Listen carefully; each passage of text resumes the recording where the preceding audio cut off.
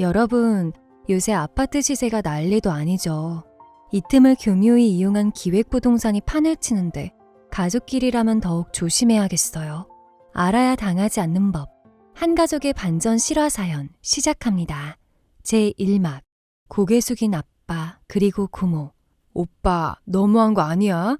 어떻게 우리 사이에 고소를 할 수 있어? 아이가 충분히 설명했잖아. 우리도 피해자라고. 거기가 맹지인 줄 알고 투자하라고 했겠어? 정말 몰랐단 말이야. 안녕하세요. 저는 경상도에 거주하고 있는 30대 여성입니다.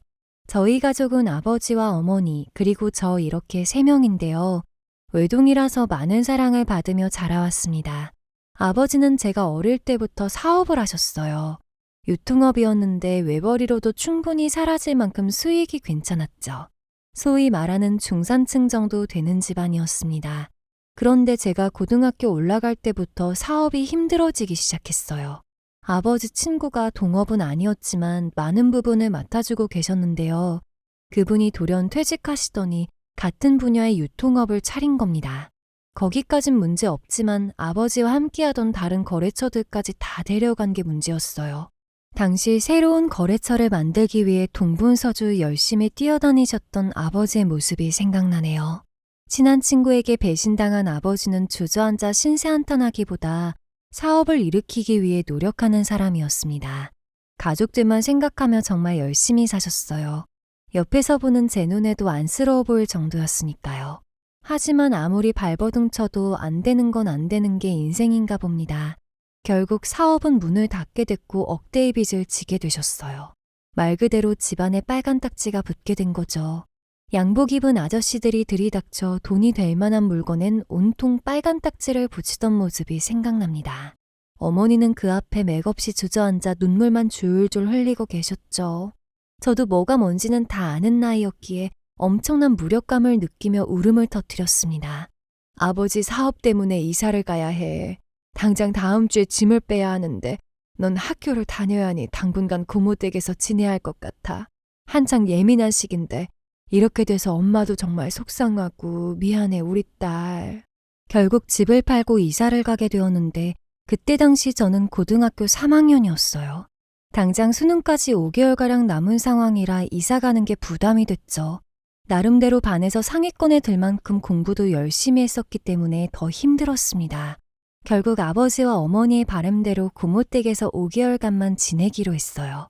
같은 동네여서 거리도 가까웠고 고모 댁이랑 친하게 지냈었기 때문에 큰 걱정은 하지 않았습니다. 그런데 그건 전부 저의 착각이었던 모양이에요. 처음 고모 댁에 들어간 순간부터 느낌이 이상했거든요. 고모네는 고모부와 사촌동생 이렇게 세 식구였는데 방이 총 3개였어요. 그러니까 하나는 안방, 하나는 사촌동생, 그리고 하나는 드레스룸으로 사용하고 있었죠. 그럼 보통 드레스룸에서 자도록 해주지 않나요?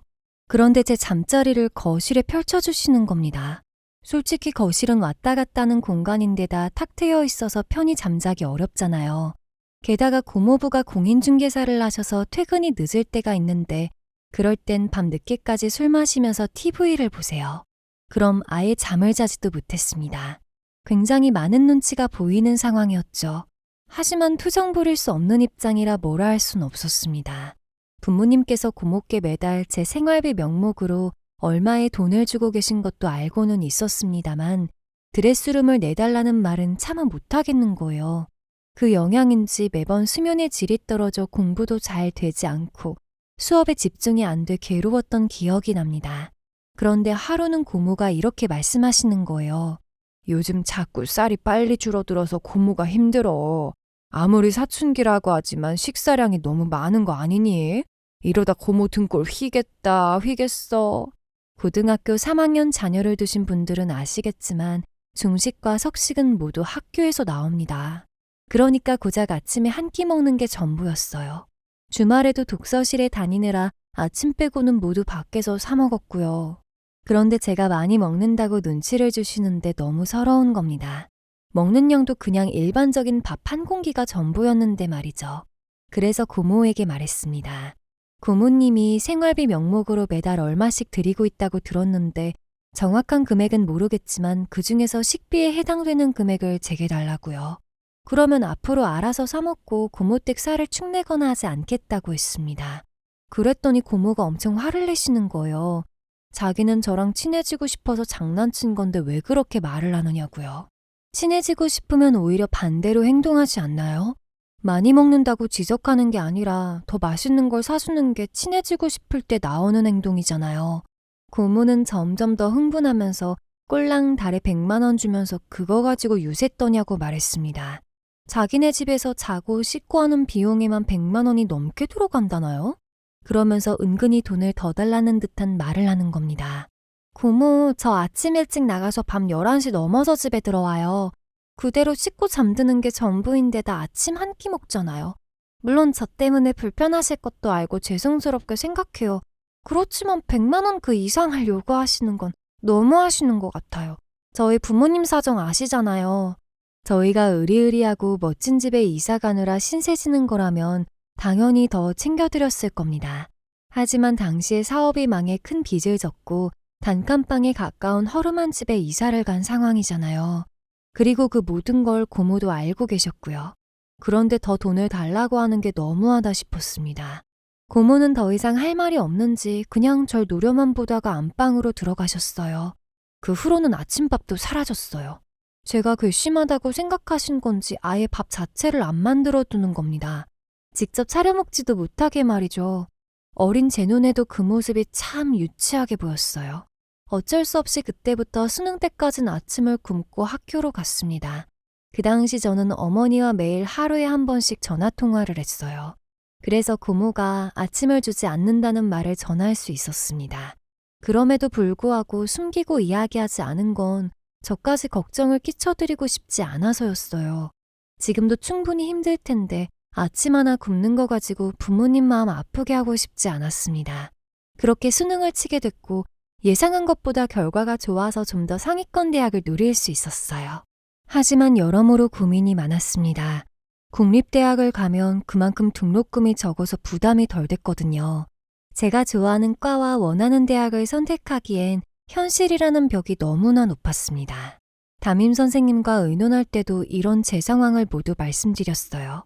선생님은 본인이 직접 이래라 저래라 할 수 있는 문제는 아니고 부모님과 상의해보라고 하셨습니다.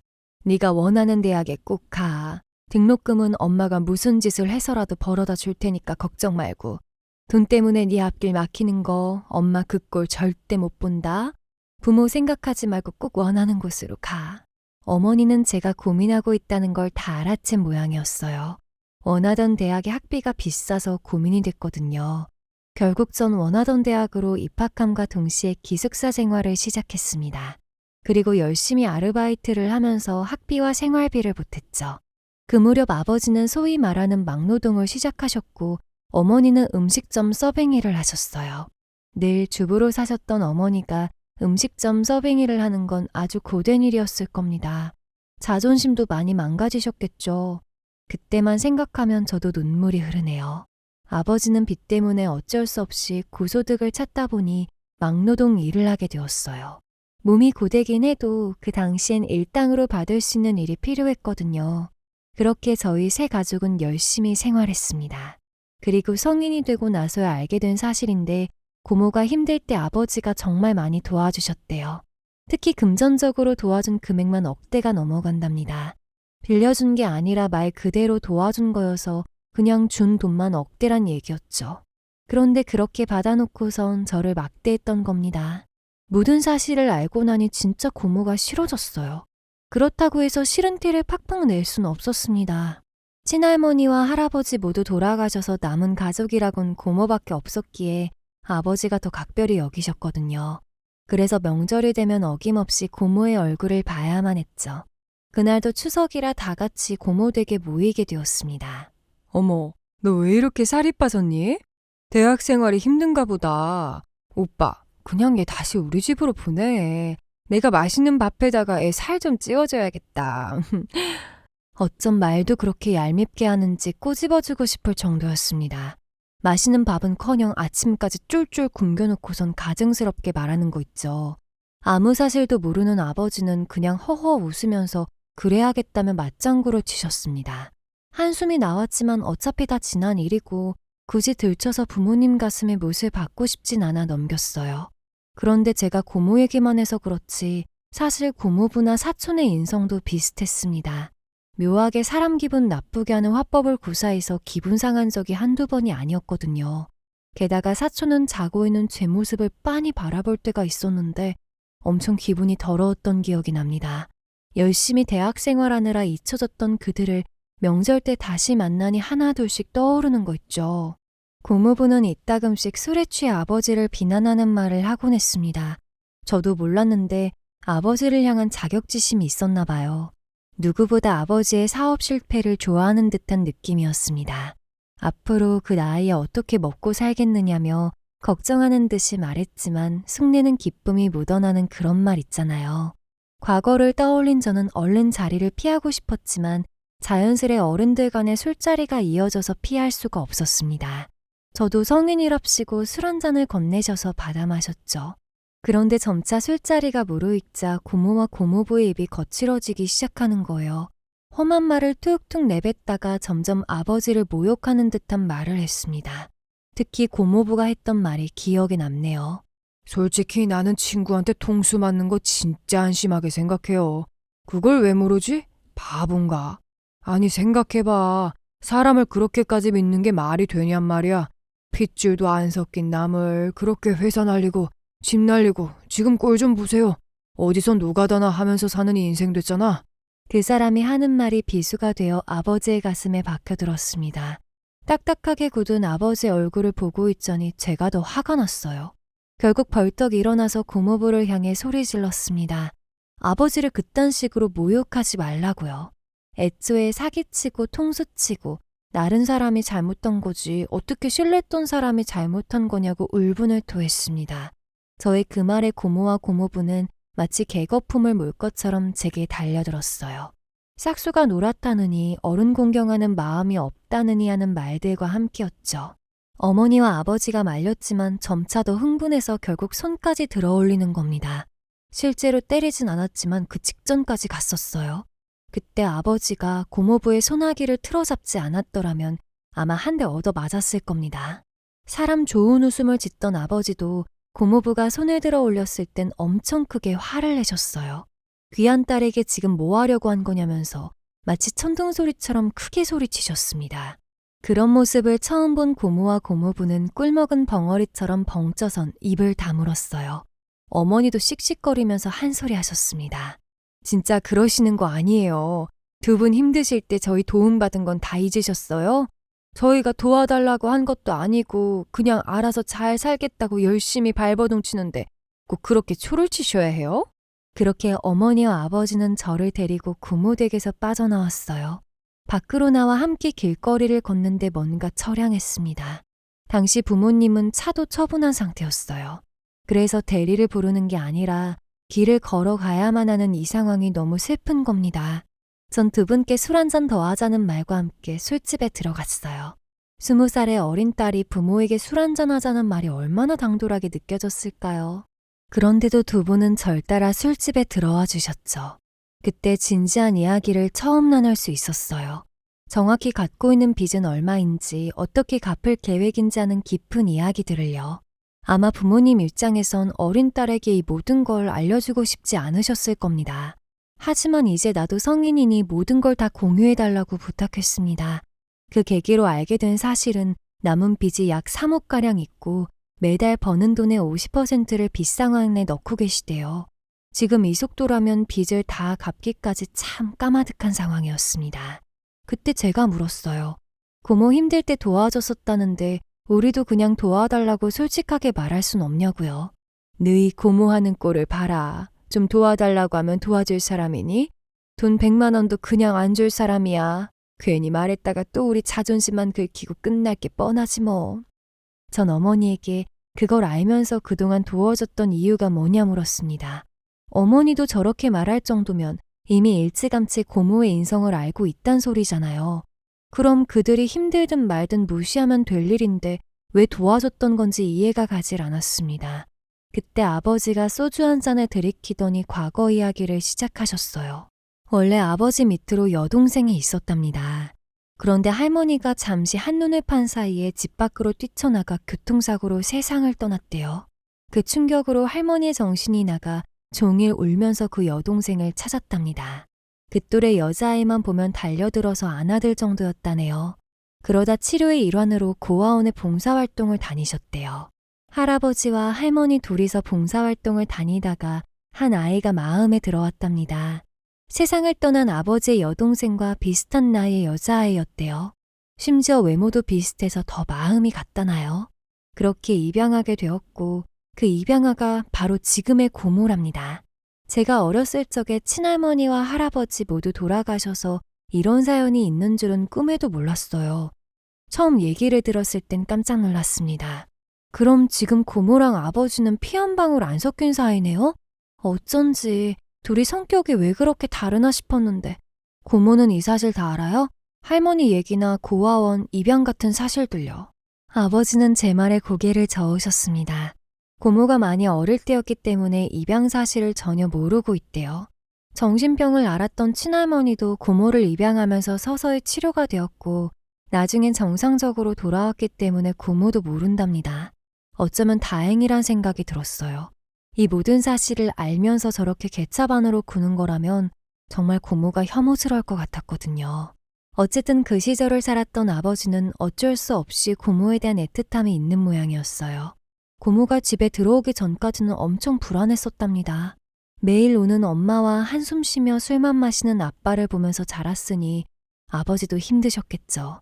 그런데 고모가 들어오고 나서는 집안 분위기가 화목해졌고 그만큼 고모를 향한 고마움을 갖고 계시대요. 그 때문에 고모가 힘들 때 금전적으로 많은 도움을 준 모양이었습니다. 애초에 받을 생각으로 준 돈이 아니기 때문에 지금 그 돈을 달라고 하거나 나에게도 도움을 달라고 청하고 싶진 않으시대요. 고모에게 기대고 싶지 않다는 아버지의 의지가 강했고 그 마음도 충분히 이해가 갔습니다. 그 계기로 저도 묘하게 고모를 향한 원망이 줄어들었어요. 그런데 그간 숨겼던 비밀을 털어놓는 분위기가 형성된 탓일까요? 어머니도 뭔가 할 말이 있다는 듯 주저하시는 겁니다. 할 말이 있다면 언제든지 편하게 해도 된다고 말하자 잠시간 고민하다가 입을 여셨어요. 얼마 전에 가게에서 고모부를 만났다는 말이었습니다. 내가 일하는 식당이 맛집으로 소문나서 사람들이 많거든.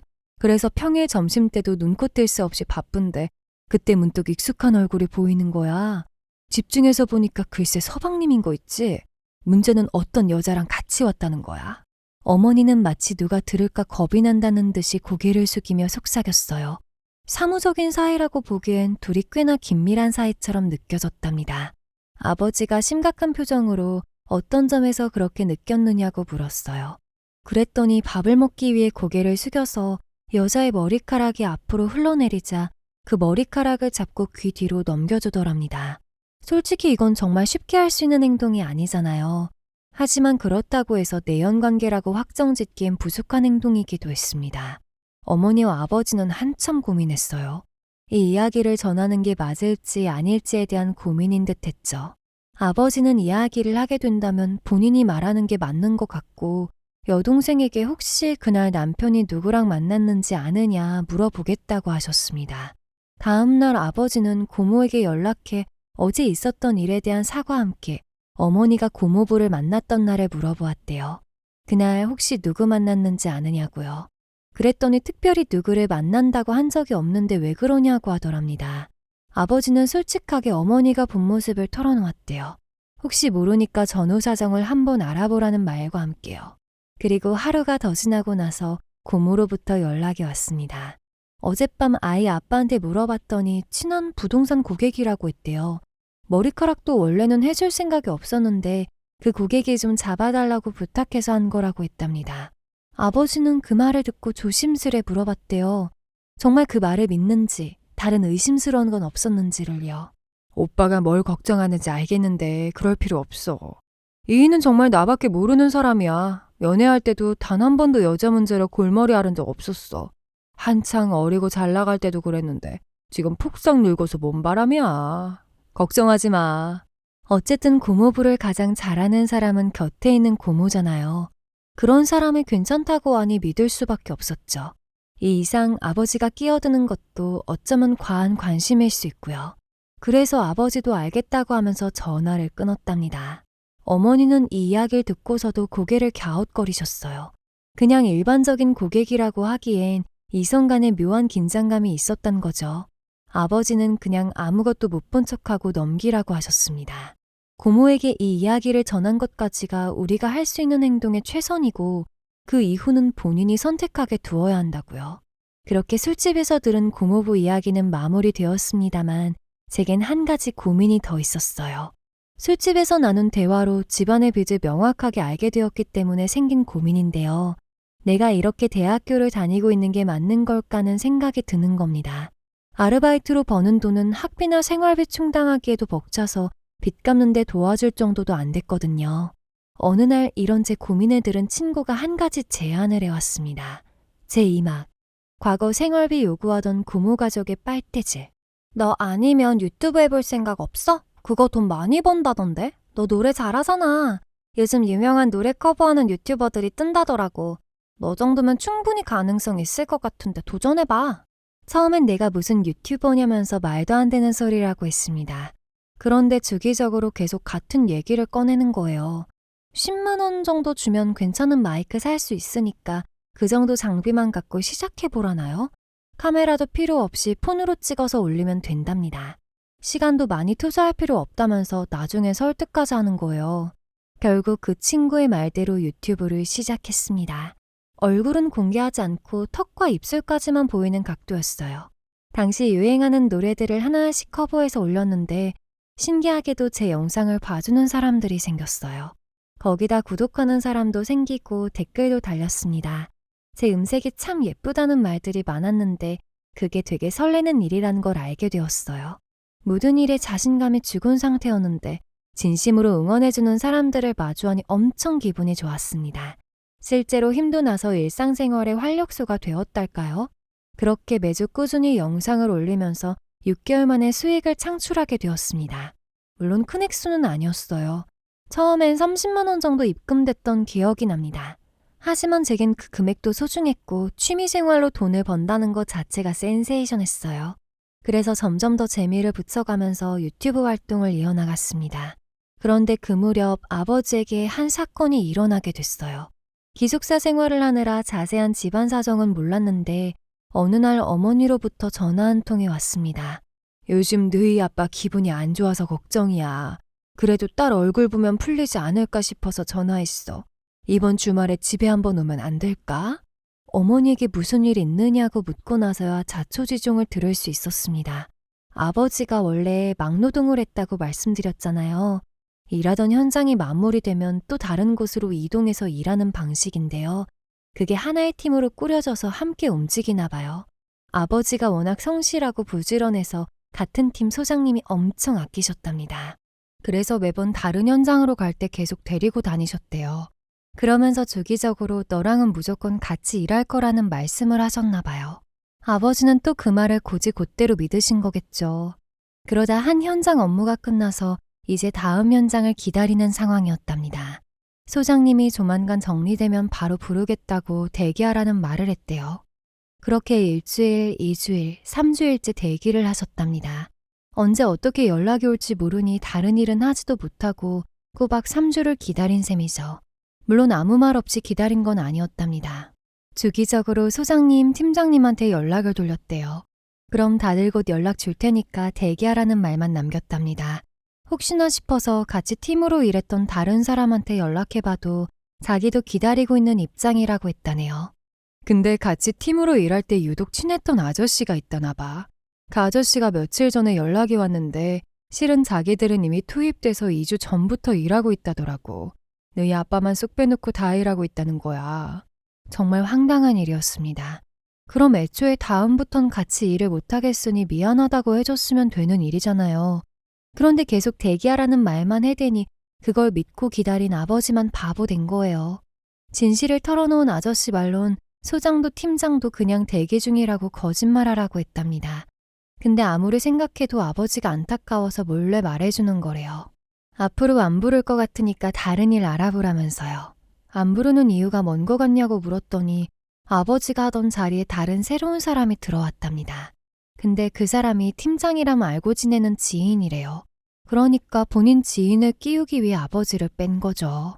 아버지가 그 팀에서 가장 연차가 낮고 나이가 많았거든요. 지인 때문에 자리가 뺏기는 것도 이해하겠는데 아무런 언질도 안 해주는 건 정말 나쁘지 않나요? 뭐 그 아저씨 말로는 안 좋은 소리 하기 싫어서 핑계댄 것 같다는데 그것만 믿고 3주간 집에서 멍 때린 아버지는 얼마나 힘드셨을까요? 정말 속상했습니다. 그 주 주말에 바로 본가로 내려갔어요. 그리고 부모님과 술을 마시면서 다시금 의지를 불태웠습니다. 나 다음 학기부터 휴학할게. 그리고 한 학기만 열심히 유튜브 해보려고. 지금 막 반응도 올라오고 점차 구독자 붙고 있는데 이때 열심히 해야 할 것 같아. 한 학기만 열심히 해보고 그래도 별 변화 없으면 다시 복학할게. 처음엔 부모님 두 분 다 말리셨습니다. 좋은 대학 가놓고 뭐따로 유튜브 같은 걸 하느냐고요. 그 마음도 이해하지만 사실 대학 졸업하고 취업까지 너무 까마득했어요. 앞으로 5년은 더 남았는데 그동안 아르바이트 하면서 버티는 게 너무 힘들 것 같았습니다. 그동안 부모님은 점점 더 늙어갈 테고 건강도 안 좋아지실 거고요. 그런 말들을 하면서 열심히 설득했더니 한 학기만 휴학 낸다는 것까지만 이해해 주셨습니다.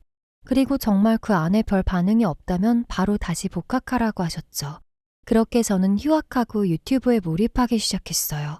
집안을 일으킬 정도는 안 되더라도 적어도 부모님의 부담을 덜어줄 정도는 벌고 싶었습니다. 열심히 노력하다 보니 결실 또한 맺게 되었어요. 당시 유명한 노래를 커버한 영상 하나가 엄청 인기를 끈 겁니다. 구독자도 늘고 수익도 늘어서 엄청 기뻤던 기억이 나네요. 아버지도 다른 일을 구하셨고 셋이서 열심히 살아갔습니다. 그러다 보니 어느새 한 해가 흘렀고 고모로부터 연락이 왔어요. 연락의 목적은 사촌동생이 원하던 대학에 입학했다는 소식을 전하기 위함이었죠. 이번에 대학 입학 축하할 겸해서 집에서 파티하려는데 축하해주는 사람이 많으면 많을수록 좋잖니? 고모가 비싼 한우도 사놨으니까 이번 주말에 먹으러 와. 어머니와 아버지는 이미 가겠다고 한 모양이었습니다. 전 사실 축하하려는 의도보다 혹시나 또 아버지와 어머니에게 상처 주는 말을 할까봐 감시하려는 의도로 참석하겠다는 의사를 밝혔어요. 빈손으론 갈 수 없어서 축하한다는 의미로 동생 용돈으로 10만 원 챙겨갔습니다.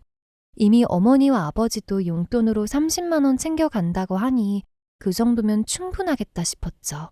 거의 1년 만에 본 고모는 전보단 밝은 얼굴을 하고 있었어요. 아무래도 사촌동생이 원하던 대학에 입학한 게 크게 작용한 듯 보였습니다. 정말로 비싼 한우도 준비해 주셔서 맛있게 식사를 마쳤어요. 그리고 자연스레 술자리가 이어졌습니다. 사촌동생도 이제 20살 성인이 되었으니 마셔도 된다며 어른들이 주는 술을 받아 먹었어요. 서로의 근황을 나누고 앞으로 어떻게 살라는 덕담을 주고받았습니다. 그런데 그날따라 분위기가 화기애애하고 부드러워서 그런지 아버지가 과음을 하게 되셨어요. 은근히 기분 탓이거든요. 덩달아 고모와 고모부도 많이 마셨죠. 저는 일부러 정신을 차리기 위해서 어느 정도 마신 뒤부터는 음료수로 배를 채웠습니다. 그때 고모가 한마디 던지셨어요. 오빠, 애 대학 입학 선물로 용돈 30만 원은 너무 적은 거 아니야? 솔직하게 말해봐. 다른 거 숨겨놨지? 서프라이즈로 주려고 등록금 숨겨둔 거 아니야? 제가 입학할 땐 용돈은커녕 식사 한 끼도 못했는데 용돈이 작다고 투정 부리는 거 있죠. 그런데 약간 농담이 섞인 말투여서 부모님의 기분이 나빠 보이진 않았습니다. 실제로 고모도 많이 취해서 발음이 어눌했었고요. 아버지는 장단 맞추듯 웃으면서 서프라이즈로 숨겨놨는데 조만간 꺼내주겠다고 답했습니다. 그 말에 고모와 고모부 그리고 어머니도 함께 웃었어요. 모두가 장난인 걸 알고 다 같이 까르르 웃고 즐기는 분위기였습니다. 저도 뭐 그냥 그렇게 넘겼고요. 그런데 사촌동생은 그렇지 않았던 모양입니다. 정말 어이없어서 기가 차고 코가 차는 일이 생겼거든요. 글쎄 아버지한테 직접 연락해서 등록금 납부일이 언제까지니 그때까지 입금해달라고 했답니다. 아버지는 그게 무슨 말이느냐 되물었고 그때 등록금 서프라이즈로 준비해두셨다고 했잖아요 라는 답이 돌아왔대요. 전 그 말을 듣고 내가 알아서 해결할 테니 아버지는 끼지 마시라고 했습니다. 애초에 만취했을 때 한 말이라 아버지는 기억도 못하고 계셨거든요. 전 곧장 사촌동생에게 전화해서 따졌습니다. 너 아버지한테 연락해서 등록금 달라고 했다며? 그게 말이 된다고 생각하니? 어른들끼리 술자리에서 한 농담인데 진담이랑 구별 못해? 진짜 생각할수록 어이가 없다. 그랬더니 사촌동생이 뭐라는 줄 아세요? 본인은 그걸 진심으로 받아들였고 큰아버지가 등록금 내준다고 생각했대요. 혹시나 나중에 기억 안 난다고 발뺌할까봐 대화하는 내용 녹음까지 해놨답니다. 진짜 이게 말이나 되는 일인가요? 아무리 아니라고 설명해도 속이에 경이 낀 거예요. 이해 자체를 못하는 걸 보고 이런 애가 어떻게 대학에 가나 싶었습니다.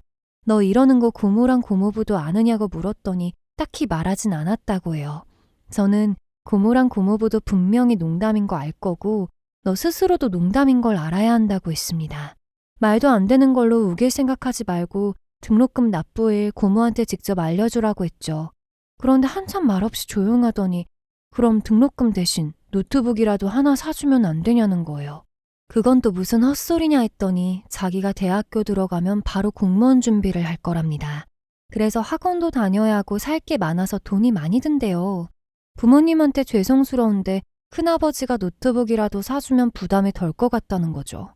진짜 무슨 헛소리를 그렇게 정성스럽게 하는지 어이가 없어 코드숨밖에 안 나오는 거 있죠. 내가 대학 갈 때 너희 부모님이 한 푼 보태준 거 있니? 단돈 100원도 안 주셨는데 노트북?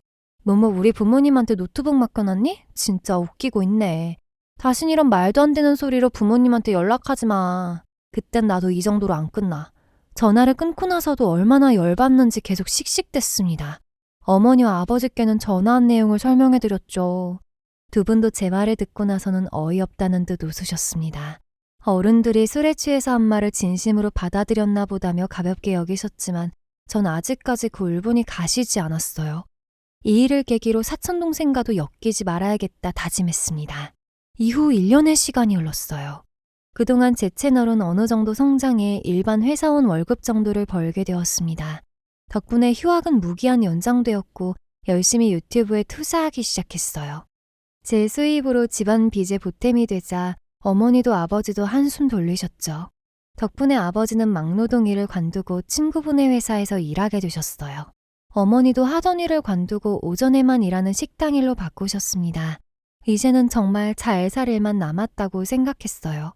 그런데 또 다른 고비가 눈앞에 나타났습니다. 그때 당시 저는 부모님과 함께 살고 있었는데요. 어느 순간부터 아버지가 술에 취해 집에 오는 일이 잦아졌습니다. 처음엔 회사 일이 힘든가 보다 생각했는데 그 빈도수가 너무 잦은 거예요. 제 산막, 이상한 로또 부동산, 가족끼리의 소송전. 아버지 요즘 맨날 술에 취해 집에 오시는 거 아세요? 무슨 일 있으면 가족들한테 털어놔 보세요. 항상 술에 취해 있는 모습을 보니까 저도 마음이 아프고 어머니도 많이 걱정하세요. 하루는 술에 취한 아버지를 붙잡고 진지하게 여쭤봤습니다. 그랬더니 처음엔 아무 일도 아니라고 하시다가 계속 반복적으로 묻자 어떤 일 때문인지 털어놓으셨어요. 고모부가 공인중개사라고 말씀드렸잖아요. 그래서 그런지 땅에 대해 아는 게 많아서 개발 예정지 땅을 매입했다가 큰 돈을 번 적이 있었습니다. 제가 중학교 때였던 것 같은데 고모가 하도 자랑을 해서 지금도 기억이 날 정도였죠. 그 때문에 아버지도 고모부를 신뢰하셨나 봅니다. 몇 개월 전쯤 고모부가 개발 호재가 있는 땅을 알게 됐다는 말을 했답니다. 그러면서 투자하라고 하기에 돈이 없다고 했더니 소액으로도 가능하니 일단 넣으라고 했대요. 무조건 벌고 나오는 곳이라고요. 그래서 아버지가 갖고 있던 주식도 팔고 예금도 깨서 5천만 원을 넣었답니다. 그런데 얼마 전에 지인에게 이야기를 했더니 주소가 어떻게 되느냐 물어보더래요. 그 지인도 아름아름 부동산에 대해 아는 사람들이 많아 물어보겠다면서요. 그래서 주소를 알려줬더니만 그 다음날 전화와서는 난리를 치더랍니다. 당장 돈 빼라고요. 그 연락을 받고 나서야 알게 되었대요. 그 땅이 사실상 개발 불가능한 토지였다는 것을요. 개발이 안 되는 맹지의 지분을 쪼개서 터무니없이 비싼 가격에 팔았던 거였죠. 아버지의 지인이 말하길 애초에 그 땅은 공인중개사 자격증을 갖고 있는 사람이라면 모를 수가 없는 곳이랍니다. 누가 봐도 사기치려고 한 게 분명하다는 소리였죠. 심지어 그 피해자는 아버지뿐만 아니라 10명은 더 있다는 거예요. 고모부 너무한 거 아니야? 그럼 애초에 맹지인 거 알고 돈 받은 거니까 사기란 소리잖아. 아빤 그걸 가만히 내버려뒀어? 당장 따져야지. 당연히 그대로 고모부에게로 가서 따져 물었답니다. 그랬더니 자기는 몰랐던 사실이고 무조건 개발될 거라는 호재만 믿었대요. 사업 망해서 힘들어하는 아버지를 돕기 위해 알려준 정보였는데 그게 틀릴 줄은 예상도 못했답니다. 말도 안 되는 핑계였죠. 모든 사실을 알게 된 어머니도 머리를 짚고 쓰러지듯 땅바닥에 주저앉으셨습니다. 그 5천만 원이란 돈은 정말 저희 집 전 재산이나 다름없는 돈이었어요. 저도 충격이 컸습니다만 저까지 주저앉아 있을 순 없었습니다. 곧장 고모부에게 같은 피해를 입은 사람들을 찾아다녔어요. 피해자들을 만나 이야기를 나눠보니 다 같은 방식으로 당한 거 있죠. 80%가 고모부와 친분이 있는 사람들이었습니다. 누가 봐도 계획적으로 벌인 짓이란 게 티가 났어요. 그 중에 한 분은 고모부가 투자하라고 꼬시던 통화 녹음을 갖고 계셨습니다. 변호사를 만나 물어보니 이건 꽤 규모가 큰 기획부동산 사기라고 하시는 거예요. 말로만 듣던 기획부동산 사기를 고모부가 저희 집에 한 셈이었죠. 피해 입은 사람들과 함께 단합해 경찰에 신고했습니다. 그러면서 민사소송도 함께 진행했어요. 경찰 측에서도 민사로 볼지 사기로 볼지 애매한 부분이라고 했기 때문에 둘 다 함께 진행한 거였죠. 다행히 그 무렵 기획부동산 사기로 계속 뉴스가 불탈 때였어요. 그 덕분에 경찰도 수사를 이어나갔습니다. 이때 소송당한 걸 알게 된 고모와 고모부가 저희 집에 찾아왔어요. 오빠 너무한 거 아니야? 어떻게 우리 사이에 고소를 할 수 있어? 이희가 충분히 설명했잖아. 우리도 피해자라고. 거기가 맹지인 줄 알고 투자하라고 했겠어? 정말 몰랐단 말이야. 어찌나 악다구니를 지르는지 귀가 아플 정도였습니다. 항상 고모의 말이라면 허허실실 넘어가던 아버지도 이번엔 가만히 있지 않았어요. 돈을 갈취하기 위해 사기까지 쳤는데 이번에도 그냥 넘어가면 그거는 착한 게 아니라 바보인 거잖아요. 아버지는 고모와 고모부를 향해 소리치셨습니다. 그동안 예의 없이 굴던 것도 다 넘어가고 힘들 때 도와줬던 건 가족이기 때문이었다고요. 그런데 어느 누가 가족한테 이런 사기를 치겠느냐. 이미 나한테 사기를 친 순간부터 우리는 가족이 아니니 찾아오지 말라고 하셨습니다. 고모와 고모부는 사기가 아니라 정말 몰랐던 피해자라고 우겨댔어요. 아버지는 경찰에 신고했으니 조사 과정에 진실이 밝혀지지 않겠느냐고 했습니다. 만약 조사 결과 정말로 너희가 억울한 거라면 직접 무릎 꿇고 사과하겠다고 하셨죠. 말로 해도 안 통하자 나중엔 눈물을 보이기까지 했습니다. 고모가 우는 모습은 그때 처음 봤어요. 하지만 악어의 눈물이라고들 하죠. 진심이 아니라 가식이 섞인 눈물인 게 느껴졌습니다. 저도 느껴졌는데 아버지라고 모르셨을까요? 고모의 눈물에도 꼼짝 않으시곤 꼴도 보기 싫으니 나가라고 하셨습니다. 그쯤 되자 안 통하는 걸 알았는지 조용히 꼬리를 내리곤 밖으로 나가셨어요. 당신 그렇게 단호한 건 처음 보네. 앞으로도 계속 그렇게 해. 솔직히 그동안 당신이 베푼 것만 해도 충분히 잘했어. 아버지는 답답하셨는지 한숨을 푹 내쉬며 담배만 태우셨습니다. 뒤돌아서 있는 그 등이 너무나 작아 보여 괜히 저도 속상했어요. 아버지를 사랑하는 만큼 제 마음도 아팠죠. 그래서 더 사건 진행에 노력을 기울였던 것 같습니다. 조금이라도 저희에게 유리한 증거를 모으기 위해서 주기적으로 피해자들을 만나고 의견을 모았어요. 전 사기 사건 조사가 소송보다 빨리 끝날 줄 알았는데 그렇지만도 않았습니다. 아무래도 경찰들도 하는 일이 많다 보니 쉽게 결론 지어지는 사건이 아니었나 봅니다. 소송은 당연히 저희의 승소로 판결났어요. 그런데 참 뻔뻔하게도 고모와 고모부가 항소를 신청한 겁니다. 정말 인간이길 포기했구나 하는 생각이 들었어요. 항소에 대항하고자 더 바삐 소송 준비를 할 때였습니다. 제 개인 계정으로 한 메시지를 받게 되었어요. 익명으로 온 메시지였는데 입에 담기도 힘든 험한 말들이 적혀 있었습니다. 그것도 단순히 저를 협박하는 데 그치는 게 아니라 성적인 묘사까지 들어있는 거예요. 유튜브를 운영해오면서 한 번씩 악플을 받은 적은 있었지만 이렇게 심한 말은 처음 듣는 상황이었습니다. 때마침 항소 때문에 변호사를 만날 일이 있어서 이때 받은 메시지를 보여드렸어요. 그랬더니 변호사님도 인상을 찡그리시는 겁니다. 이렇게 개인적인 메시지로 말하는 건 아주 강력한 범죄라고 하셨죠. 그러니 경찰에 신고하라고 알려주셨어요. 신고하면 곧장 수사에 착수해서 누가 보낸 건지 찾아줄 거라고요. 이렇게 세상 무서운 줄 모르는 놈들은 혼쭐이 나야 해요. 요즘 통신매체에서 벌어지는 일도 강하게 처벌하는 추세거든요. 이 정도 심한 말이면 경찰에서도 당장 찾아줄 겁니다. 변호사님의 말을 듣고 경찰에 곧장 신고를 했어요. 그랬더니 정말 생각보다 빨리 연락이 왔습니다. 요즘은 법적으로 이런 수사에 협조할 수 있도록 시스템이 잘 구축돼 있대요. 그 덕분에 저도 누가 보낸 메시지인지 바로 알 수 있게 되었습니다. 바로 1대1로 볼 수 있도록 해준다기에 그렇게 해달라고 부탁했고 경찰서에 가서 제게 메시지를 보낸 이를 만날 수 있었습니다. 그 사람의 얼굴을 보는 순간 정말 경악으로 입이 떡하니 벌어졌어요. 입에 담기도 힘들 만큼 모욕적인 메시지를 보낸 사람이 바로 사촌동생인 겁니다. 부끄러운 줄은 아는지 고개를 푹 숙인 채 앉아 있었어요. 맞은편에 앉아서 헛웃음을 지으니 경찰분이 안면이 있는 사람인지 물어오셨습니다. 저는 그 말에 아주 잘하는 사람이라고 답했어요. 얘가 제 고종사촌이라고 했더니 경찰도 깜짝 놀라는 겁니다. 그리고 사촌 사이에 대체 뭐가 불만이면 이렇게 심한 말을 할 수 있느냐고 물으셨어요. 사촌 동생은 우물쭈물하더니 솔직한 이야기를 털어놓았습니다. 아버지가 술에 취해 등록금 얘기했을 때 제가 진심이랑 농담 구분 못하냐고 비웃어서 그때부터 제가 싫었대요. 언젠간 꼭 복수해야지 생각했는데 우연찮게 제 유튜브를 알게 되었답니다. 그런데 구독자도 많고 댓글도 많아서 열받더래요. 예의 본성이 어떤지도 모르는 사람들이 불쌍하다 생각해서 악플을 달았는데 그럼 팬들이 와서 자기 보고 뭐라 하니까 더 열받았답니다. 그 말을 들으니 어느 순간부터 악플 달던 한 사람이 생각나는 거예요. 어느 날 갑자기 나타난 악플러가 너구나? 본성이 어쩌고저쩌고 하면서 댓글 쓰던 거. 정말 구제불능이다 너. 고작 그거 가지고 나한테 그런 심한 말을 했다고? 너 지금 내 앞에서 나한테 보낸 메시지 읽어보라고 하면 읽을 수 있어? 사촌동생은 제 눈도 못 마주친 채 고개를 저었습니다. 경찰은 제게 합의할 의사가 있는지 물어보셨어요.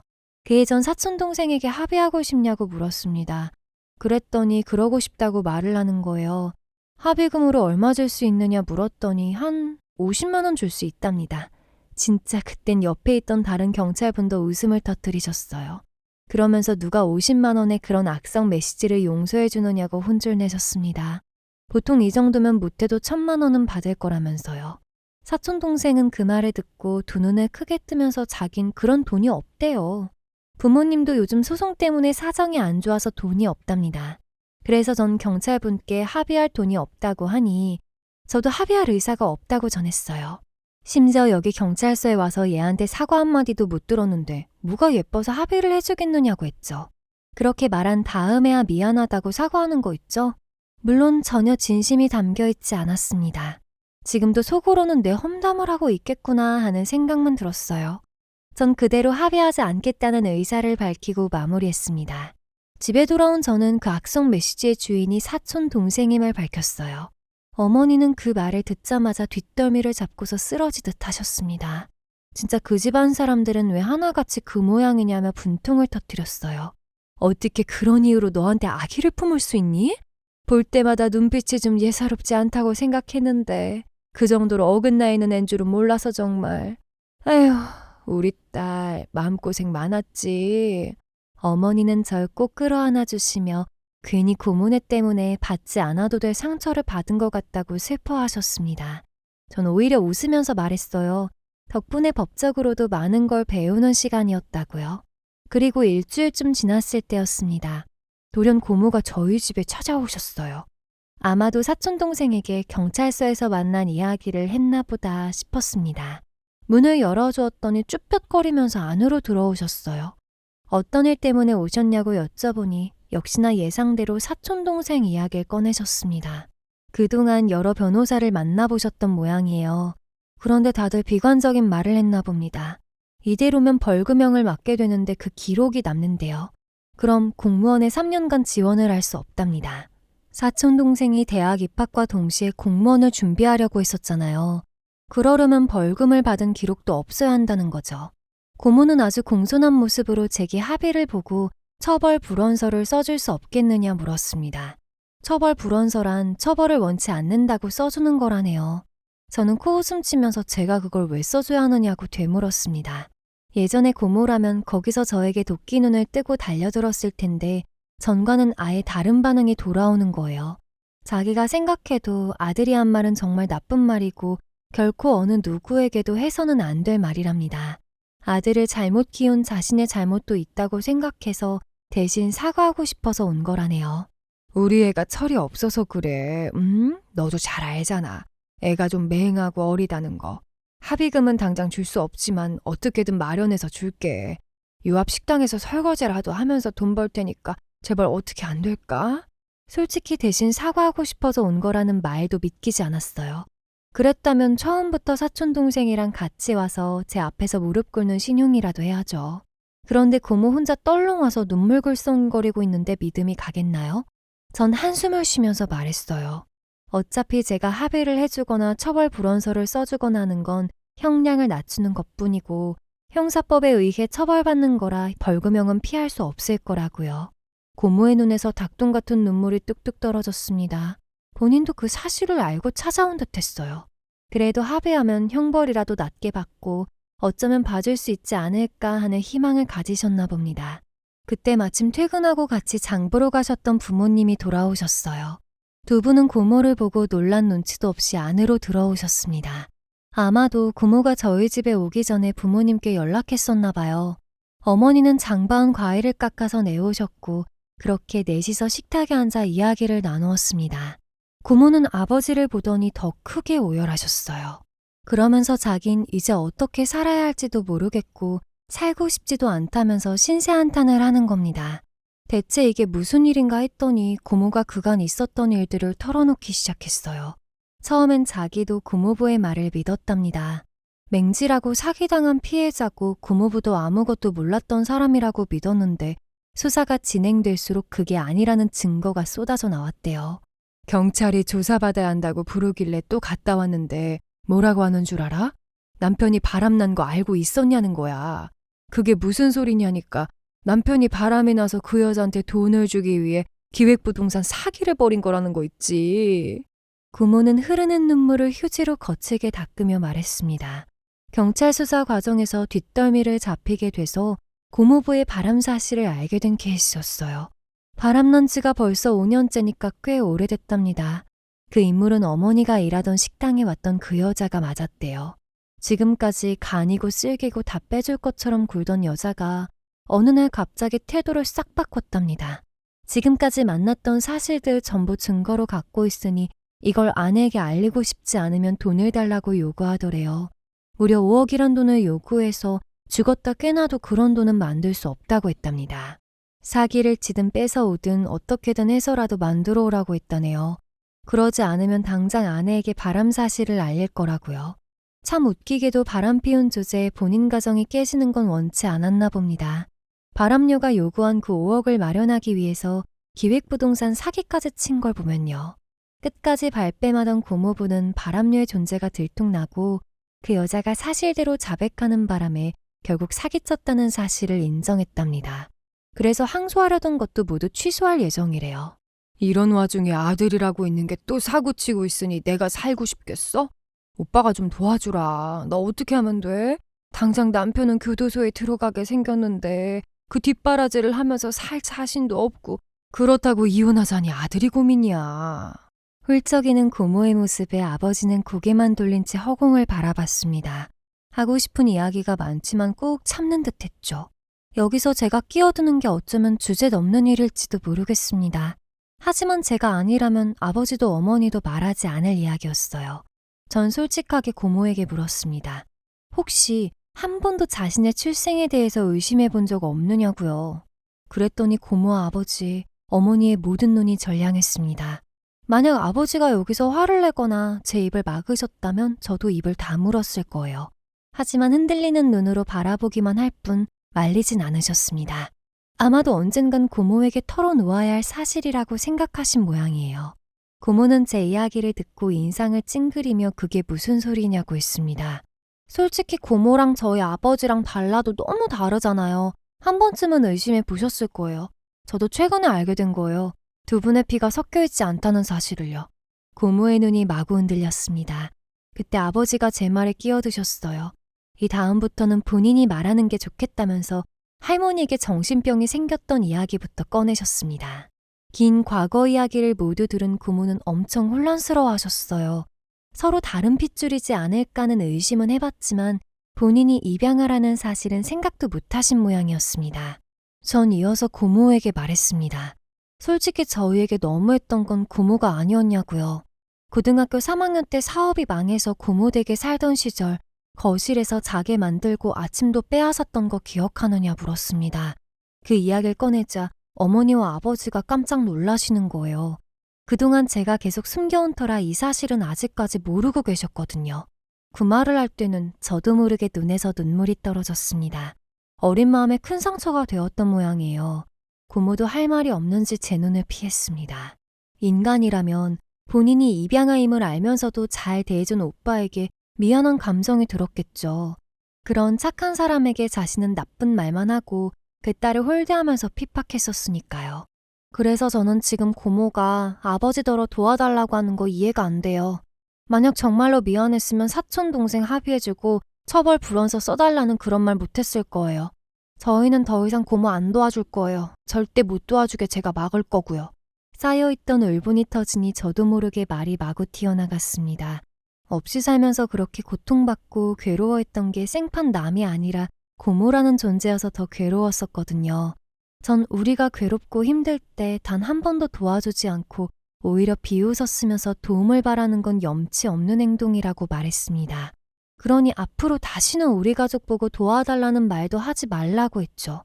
어머니와 아버지는 제가 소리치는 모습을 가만히 바라보셨고 고모는 결국 고개를 숙인 채 집을 빠져나가셨습니다. 더 이상 붙어 있어봤자 좋은 말이 안 나올 거란 걸 아셨던 거겠죠. 여전히 울분이 가라앉지 않아 씩씩거리고 있자 어머니가 절 안아주셨어요.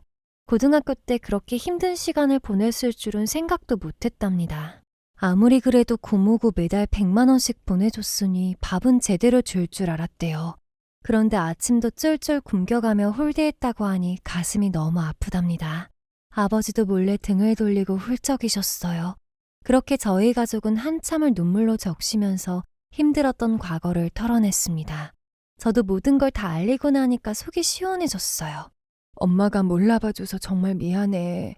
앞으로는 우리 딸 옆에서 지켜줄게. 먹고 싶은 거 다 해주고 아껴줄 거야. 지금이라도 엄마 노릇 제대로 할게. 어머니의 말에 더 눈물이 났습니다. 그렇게 돌아간 고모는 다신 연락하지 않았어요. 고모부나 사촌동생에게도 연락이 없었고 그저 소송 결과만을 받아볼 수 있었죠. 항소는 고모가 말한 대로 포기하더니 아버지가 투자했던 5천만 원과 그 기간에 상응하는 이자를 돌려받았습니다. 그리고 사촌동생은 예상대로 벌금형이 떨어졌고 공무원에 3년간 지원하지 못하게 됐어요. 그리고 나중에 들어보니 고모부와 바람난 여자도 기혼이라 상대편 남편에게 바람난 소송을 또 당했답니다. 그래서 꼼짝없이 위자료를 물려주고 아주 빈털터리가 됐다네요. 고모는 여전히 저희에게 연락하지 않아서 어떻게 지내는지 모르겠습니다. 그저 다신 도와달라는 연락을 하지 않는 걸 보면 미안한 걸 알긴 아시나 보다 싶어요. 전 여전히 유튜버 활동을 이어나가고 있고 어머니는 일을 관두시고 전업주부로 생활하십니다. 허리가 좀 안 좋아지셔서 더 이상의 일은 무리였거든요. 아버지는 친구분 회사에 다니고 계세요. 그리고 지금으로부터 한 달 전쯤 사업 실패로 냈었던 빚을 모두 갚게 되었습니다. 그날은 정말 기뻐서 가족들끼리 한우로 외식까지 했답니다. 앞으로는 열심히 돈 모아서 30평대 아파트로 이사가는 게 제 꿈이에요. 부디 제 꿈이 이뤄지길 바라며 이만 줄이겠습니다. 그리고 구독을 해주시고 댓글에 신청을 해주시면 구독자 이벤트로 배경화면에 쓰인 연희 켈리 작가님의 그림 액자를 발송해드려요. 긴 사연 들어주셔서 감사합니다. 더 많은 사건 판례, 감동, 새로운 사연 등을 듣고 싶으시다면 구독과 좋아요, 알림 설정 부탁드립니다.